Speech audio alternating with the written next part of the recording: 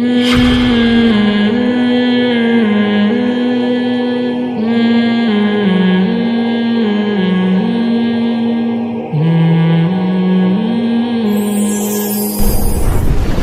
اللہ الرحمن الرحیم۔ مفتی طارق مسعود آپ سے مخاطب ہوں۔ اس وقت ایک میرے نام سے مناظرہ پر مشتمل کلپ ایک بہت زیادہ وائرل ہو رہا ہے فیس بک پر اور یوٹیوب پر، جس میں یہ عنوان لگایا جا رہا ہے کہ مفتی طارق مسعود صاحب کا اہل حدیث عالم سے مناظرہ، اور اس میں دکھایا گیا ہے کہ جی مفتی صاحب کو غصہ آ رہا ہے اور دلائل دے نہیں رہے ہیں، اور اس طرح کے لوگوں کے کمنٹس آ رہے ہیں۔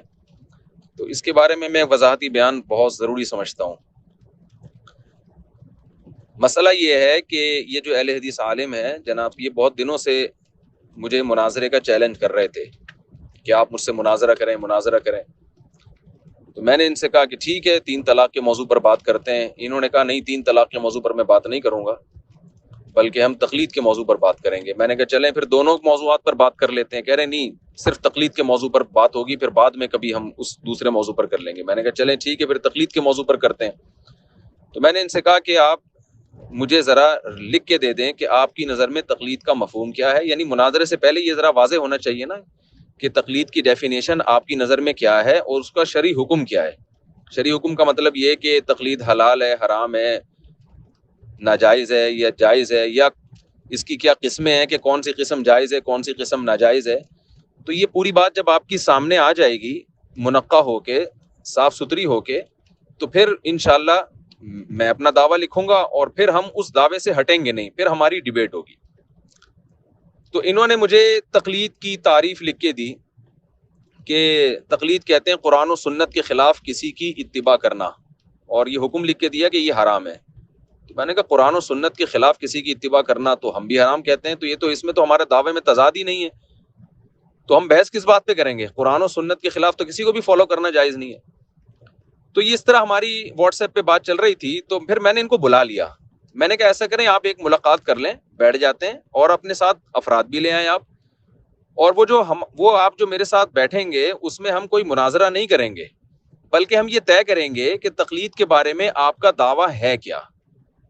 یعنی سب سے پہلے آپ اس میں لکھیں گے تقلید کی آپ کی نظر میں تعریف ہے کیا، کسے کہتے ہیں تقلید، اور دوسری بات یہ کہ پھر جس کو آپ تقلید کہہ رہے ہیں اس کا شرعی حکم کیا ہے، وہ حلال ہے، حرام ہے۔ تو یہ ریٹن فارم میں آپ لکھیں گے، چونکہ چیلنج آپ نے کیا ہے تو پہلے آپ لکھیں گے، اس کے بعد پھر میرا جو دعویٰ ہے وہ میں لکھوں گا۔ تو پھر ہم اگلی نشست میں انشاءاللہ ہم اس پر بحث کریں گے۔ اور میں نے کہا میں مناظرہ نہیں کرتا، نہ میں مناظروں کا عادی ہوں، ہم آرام سے افہام و تفہیم کی ایک مجلس ہوگی جس میں آپ اپنے دلائل دیں گے، میں اپنے دلائل دوں گا، لیکن پہلے دعویٰ تو ریٹن فارم میں سامنے آئے نا۔ میں نے ان سے کہا ورنہ ہم جو ہے نا، ایک تو مرغوں کی لڑائی جیسے ہوتی ہے، اس طرح کی ہے کہ یہ بحث بن جائے گی کہ جیسے کوئی لڑ رہے ہوں بے مقصد۔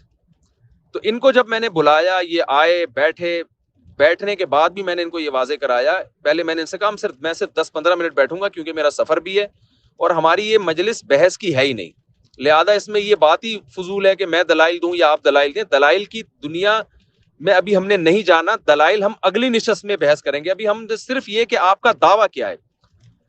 تو میں نے کہا کہ اب آپ بتائیے کہ آپ کا دعویٰ کیا ہے۔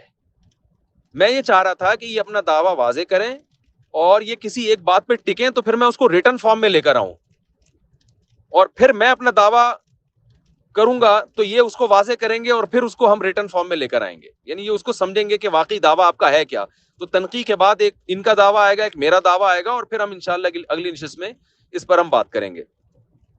لیکن یہاں گڑبڑ یہ ہوئی کہ یہ بیٹھے ہیں، ان سے جب میں نے سوال پوچھا کہ تقلید کسے کہتے ہیں، انہوں نے جواب دیا کہ تقلید کہتے ہیں بغیر دلیل کے کسی کی بات کو ماننا یا اس کو فالو کرنا۔ حالانکہ یہ تقلید کی ڈیفینیشن غلط، میری نظر میں یہ ڈیفینیشن غلط کی تھی، لیکن میں اس بحث میں نہیں پڑھنا چاہ رہا تھا کہ یہ ڈیفینیشن صحیح ہے یا غلط ہے۔ میں نے کہا چلیں آپ نے یہ ڈیفینیشن کی ہے کہ تقلید کہتے ہیں بغیر دلیل کے کسی کی بات کو فالو کرنا، تو یہ تو ٹھیک ہے، تقلید کی تعریف ہو گئی، ہم اس کو لکھ لیں گے، ٹھیک ہے۔ اب یہ بتائیے کہ اس کا حکم کیا ہے، یہ عمل شرعن جائز ہے یا ناجائز؟ انہوں نے کہا کہ ناجائز ہے۔ میں نے کہا ہر ایک کے لیے اور کسی کی بھی تقلید کی جائے ناجائز ہے؟ انہوں نے کہا جی ہاں ناجائز ہے۔ میں نے کہا اگر کوئی تابعی صحابی کی تقلید کرتا ہے وہ بھی ناجائز؟ انہوں نے کہا وہ بھی ناجائز۔ تو میرا مقصد ان کو نیچا دکھانا نہیں تھا، میں صرف ان کے دعوے کو سمجھنے کے لیے میں نے ان سے سوال پوچھا کہ یہ تو حدیث کی کتابوں میں بہت سے ایسے تابعی ہیں جنہوں نے صحابی سے مسئلہ پوچھا، صحابی نے بغیر دلیل کے جواب دیا، تابعی نے بھی دلیل ان سے نہیں پوچھی اور اس پر عمل کر لیا، جبکہ آپ کہہ رہے ہیں کہ یہ حرام ہے، تو کیا یہ تابعی نے صحابی سے جو مسئلہ پوچھا اور محض اعتماد کی بنیاد پہ اور صحابی نے جواب بھی دے دیا اور صحابی نے دلیل بھی پیش نہیں کی، تو کیا یہ ناجائز عمل ہوا؟ میرا مقصد ان کو نیچا دکھانا نہیں تھا، میرا مقصد نہ یہ تھا کہ میں مناظرہ کر رہا ہوں، میرا مقصد تھا کہ میں چاہتا ہوں کہ آپ کی نظر میں کیا یہ عمل بھی تقلید ہے یا نہیں؟ تو یا تو آپ یہ بتائیں کہ یہ تقلید نہیں ہے، تو پھر ہم تقلید کی ڈیفینیشن کو چینج کریں گے، یا آپ یہ بتائیں کہ واقعی یہ بھی تقلید ہے، تو پھر میں یہ سوال کروں گا پھر آپ اس کو حرام کیوں کہہ رہے ہیں؟ تو صحابی نے بھی کیا ہے، تاکہ میرے سامنے بات آئے کہ آپ کہنا کیا چاہ رہے ہیں، آپ کا دعویٰ کیا ہے۔ تو میرا اس پورے پروسیس میں مقصد نہ ان کو رسوا کرنا، نہ ذلیل کرنا، نہ ان کو ہرانا، نہ خود جیتنا نہ خود ہارنا، نہ ان کو جتانا نہ ان کو ہرانا، اس لیے کہ جیت اور ہار تو جب بحث شروع ہوگی پھر ہوگی نا۔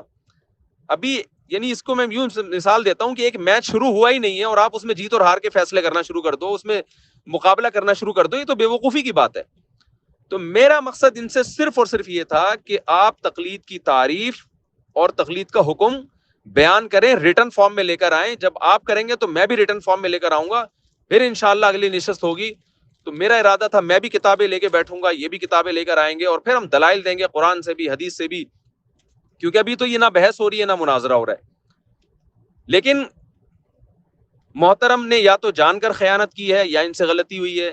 سب سے پہلی بات یہ کہ انہوں نے اس بحث کو مناظرے کا نام سے اپلوڈ کیا ہے یوٹیوب پہ اور فیس بک پہ کہ یہ مناظرہ ہوا ہے، حالانکہ یہ مناظرہ نہیں تھا، یہ معاہدے کی خلاف ورزی ہے کہ ایک بحث جس میں مناظرہ، بحث ہماری شروع ہی نہیں ہو رہی، بحث کے لیے ہم یہ طے ہوا تھا کہ آئندہ کے لیے کوئی ڈیٹ ہم طے کریں گے جس میں ہماری بحث ہوگی۔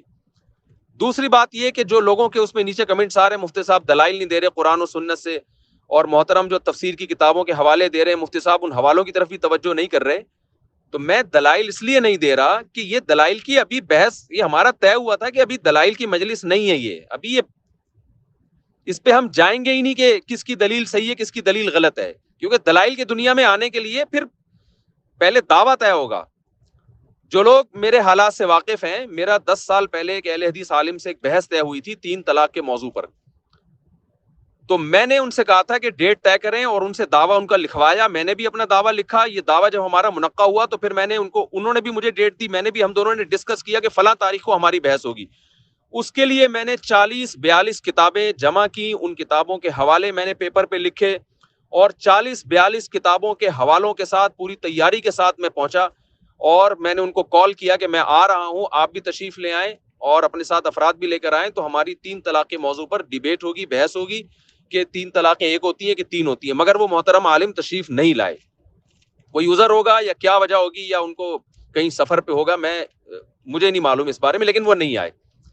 یہ میں اس لیے بتا رہا ہوں کہ جب میں کسی سے کسی علمی موضوع پر بحث کے لیے آمادہ ہوتا ہوں تو میرا اسٹائل یہ ہوتا ہے، جس اسٹائل میں مسجد میں بیٹھا ہوا ہوں وہ اسٹائل بتا رہا ہے کہ میں یہاں بحث کرنے کے لیے نہیں بیٹھا، مناظرہ کرنے کے لیے نہیں بیٹھا۔ میں نے تو ان کو ایک بلایا تھا کہ گپ شپ کے ماحول میں آؤ یار، مل بیٹھ کے ذرا طے کر لیتے ہیں کہ آپ کا دعویٰ ہے کیا، اور میں نے کہا افہام و تفہیم ہوگا، اس میں ہم طے کریں گے آپ کا دعویٰ ہے کیا، پھر نشست بعد میں ہم بحث کریں گے، مناظرہ کہہ لیں آپ اس کو یا بحث کہہ لیں وہ بعد میں ہوگی۔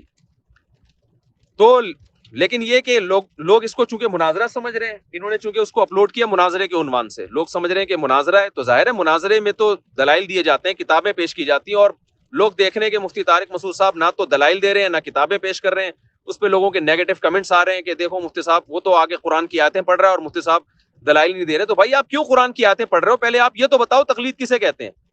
تو محترم نے جو بتائی تقلید کی تعریف وہ یہ بتائی کہ بغیر دلیل کے کسی کی اتباع کرنا، یہ ریکارڈ ہے اسی میں آپ سن سکتے ہیں، بغیر دلیل کے کسی کی اتباع کرنا۔ میں نے کہا اچھا یہ کام حرام ہے حلال ہے؟ انہوں نے کہا حرام ہے۔ میں نے کہا کوئی بھی کسی کی تقلید کرے حرام ہے؟ انہوں نے کہا حرام ہے۔ میں نے کہا پھر تابعی صحابی کی تقلید کرے وہ بھی حرام؟ اب یہ چپ ہو گئے۔ اب یہ بات کو انہوں نے گھمانا شروع کیا، قرآن کی آیتیں پیش کر رہے ہیں، قرآن کہہ رہا ہے کہ جس چیز کا علم نہیں ہے اس کو فالو مت کرو، اور تفسیر رازی میں بھی یہ لکھا ہے، تفسیر ابن کثیر میں بھی لکھا ہے۔ ظاہر ہے میرا اس موقع پہ غصہ آنا ایک نیچرل تھا کہ میرا سفر بھی ہے، میں تھکا ہوا ہوں، اور میں نے آپ کو ٹائم دیا، اس کام کے لیے میں نے ٹائم نہیں دیا تھا آپ کو، میں نے تو صرف دعویٰ لکھنے کے لیے، اور آپ نے میرا اتنا ٹائم برباد کر دیا، تو میرا غصہ آنا بالکل ایک نیچرل تھا۔ اور اس میں بھی انہوں نے یہ گڑبڑ کی کہ اس کو لائیو چلا دیا، حالانکہ میں نے ان کو ریکارڈنگ کی اجازت دی تھی، لیکن انہوں نے لائیو چلا دیا اس کو. چلو لائیو چلانا بھی اتنا برا نہیں ہے، لیکن اس کو مناظرے کا نام آپ نے کیوں دیا؟ آپ کو تو صرف اس کو یہ نام دینا چاہیے تھا کہ مفتی صاحب کے ساتھ میری ایک میٹنگ ہوئی تھی اور اس میٹنگ میں ہم نے یہ طے کرنا تھا کہ مناظرہ ہمارا ہوگا کس بات پر، یعنی دعویٰ کیا ہے اس کو منقع کرنا ہے. تو یہ اس سلسلے میں مفتی صاحب سے میری بحث ہوئی، تو اس کو لائیو بھی انہوں نے چلایا. دوسری بات، اس کو مناظرے کا انہوں نے نام بھی دیا. اور تیسری بات یہ ہوئی کہ دعویٰ یہ نہ لکھ کے دیا انہوں نے، اور جو دعوے کی جب میں نے تنقید کرنا چاہا، دعوے کو میں نے سمجھنا چاہا کہ آپ جو یہ کہہ رہے ہیں کہ تقلید حرام ہے، تو تابعی کے بہت سارے ایسے فتاوی، صحابہ کے بہت سارے ایسے فتوے ہیں حدیث کی کتابوں میں، جن میں آتا ہے کہ تابعی نے صحابی سے حلال و حرام کا مسئلہ پوچھا، صحابی نے جواب دیا، صحابی نے دلیل نہیں دی، تو اور پھر بھی تابعی نے اس پر عمل کیا. تو یہ عمل اگر تقلید ہے تو اس کو آپ جائز کیوں کہتے ہیں؟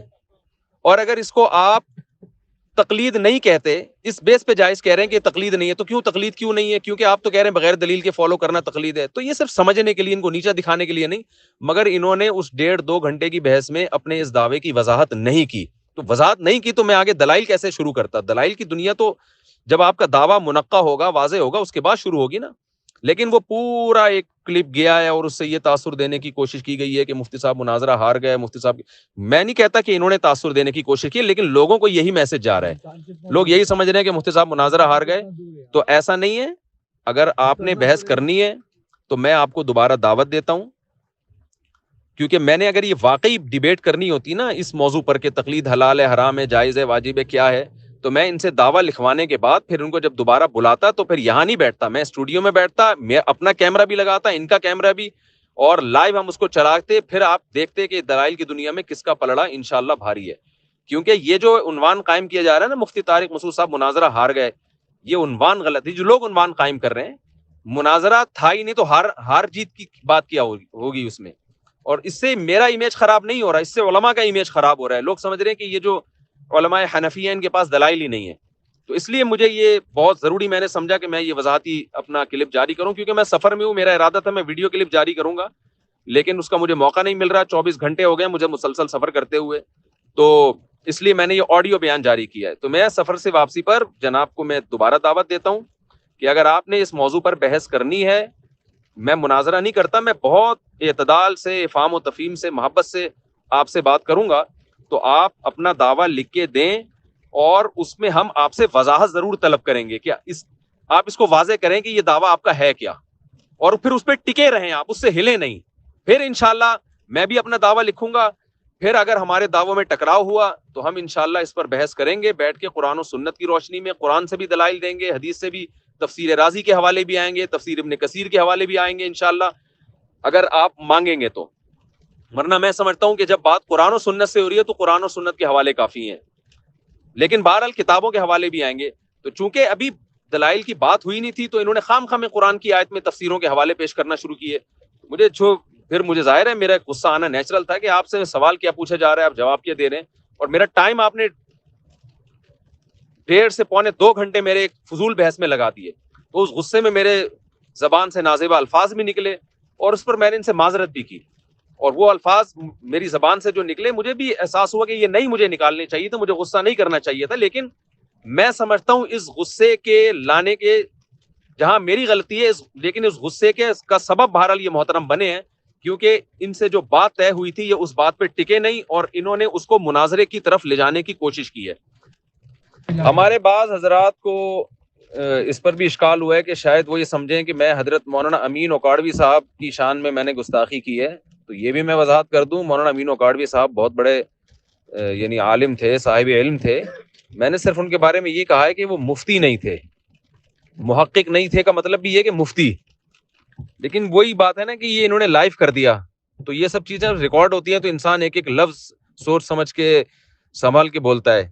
تو وہ جلدی میں نے ان کو کہہ دیا کہ محقق نہیں تھے، مفتی نہیں تھے. تو لوگ سمجھ رہے ہیں کہ مفتی صاحب ان کو مانتے ہی نہیں ہیں، ان کی گستاخی کر رہے ہیں. تو ایسا نہیں ہے، مفتی نہیں تھے، لیکن بہرحال ان کی ایک علمی خدمات ہیں، اور ہمارے بزرگوں میں ان کا شمار ہوتا ہے، ہمارے اکابر میں ان کا شمار ہوتا ہے. میں اپنے بڑوں کی، اکابر کی گستاخی کا کبھی سوچ بھی نہیں سکتا.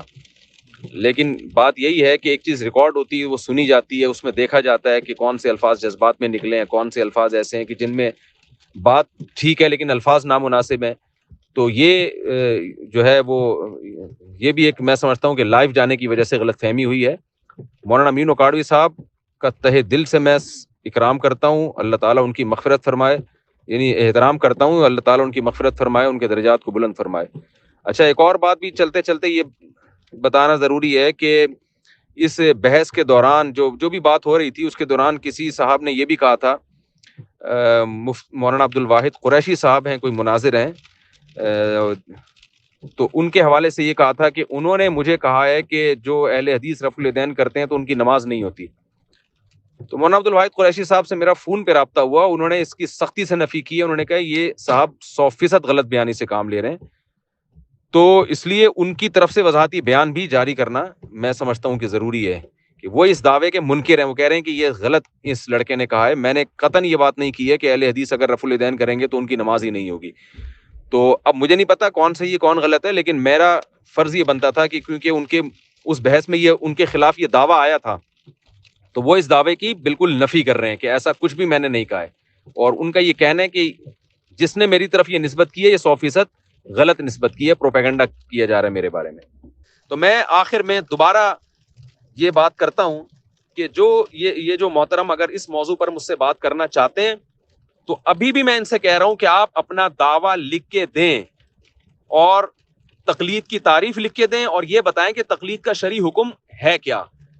پھر میں آپ سے جو سوال پوچھوں گا آپ نے پھر اس سے ہٹنا نہیں ہے جب تک اس سوال کا جواب نہ ہو جائے.